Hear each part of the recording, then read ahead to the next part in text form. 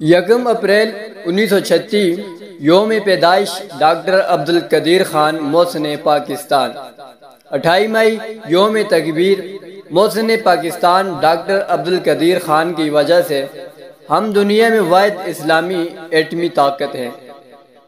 دل سے سلام اور دعا گو ہیں، ان کے لیے ان کا احسان تا قیامت تک نہیں چکا سکتے۔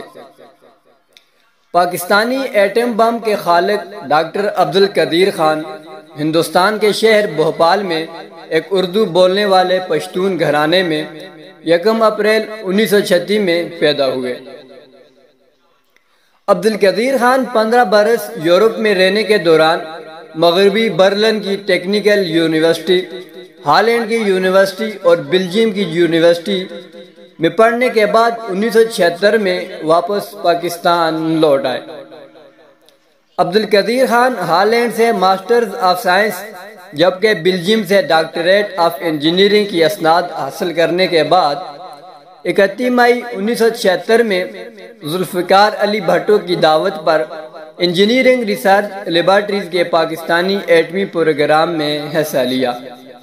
بعد ازاں اس ادارے کا نام صدر پاکستان جنرل محمد ضیاء الحق نے یکم مئی 1981 کو تبدیل کر کے doctor A.Q. Khan research laboratories رکھ دیا۔ یہ ادارہ پاکستان میں یورینیم کی افزودگی میں نمایاں مقام رکھتا ہے۔ ڈاکٹر عبدالقدیر خان نے نومبر 2000 میں کیکسٹ نامی درسگاہ کی بنیاد بھی رکھی۔ عبدالقدیر خان پر ہالینڈ کی حکومت نے غلطی سے اہم معلومات چرانے کے الزام میں مقدمہ دائر کیا، لیکن ہالینڈ، بیلجیم، برطانیہ اور جرمنی کے پروفیسروں نے جب ان الزامات کا جائزہ لیا تو انہوں نے ڈاکٹر عبدالقدیر خان کو بری کرنے کی سفارش کرتے ہوئے کہا کہ جن معلومات کو چرانے کی بنیاد پر مقدمہ داخل کیا گیا ہے وہ عام کتابوں میں موجود ہیں، جس کے بعد ہالینڈ کی عدالت عالیہ نے ان کو باعزت بری کر دیا۔ عبدالقدیر خان وہ مایہ ناز سائنسدان ہیں جنہوں نے 8 سال کی انتہائی قلیل عرصے میں انتھک محنت و لگن کے ساتھ ایٹمی پلانٹ نصب کر کے دنیا کے نام پر نوبل انعام یافتہ سائنسدانوں کو ورطہ حیرت میں ڈال دیا۔ مئی 1998 کو آپ نے بھارتی ایٹمی تجربوں کے مقابلے میں وزیر اعظم میاں نواز شریف سے تجرباتی ایٹمی دھماکے کرنے کی درخواست کی۔ بالآخر وزیر اعظم میاں نواز شریف نے چاغی کے مقام پر 6 کامیاب تجرباتی ایٹمی دھماکے کیے۔ اس موقع پر عبدالقدیر خان نے پورے عالم کو پیغام دیا کہ ہم نے پاکستان کا دفاع ناقابل تسخیر بنا دیا ہے۔ یوں آپ پوری دنیا میں مقبول عام ہوئے۔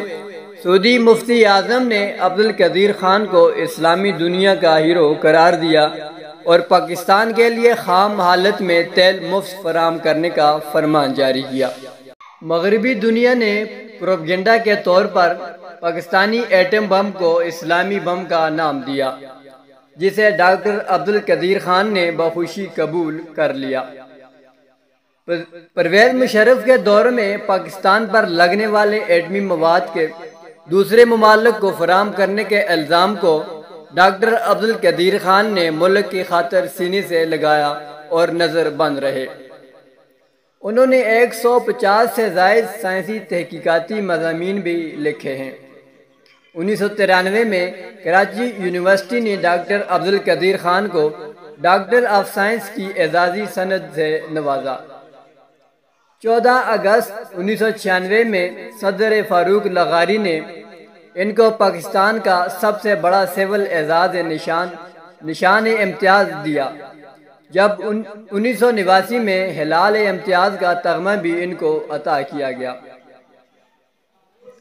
ڈاکٹر عبدالقدیر خان نے سچسٹ کے نام سے ایک فلاحی ادارہ بنایا جو تعلیمی اور دیگر فلاحی کاموں میں سرگرم عمل ہے۔ لیکن پھر وقت بدلا اور 30 جنوری 2004 کو ڈاکٹر عبدالقدیر خان ان کے ہی گھر میں نظر بند کر دیا گیا۔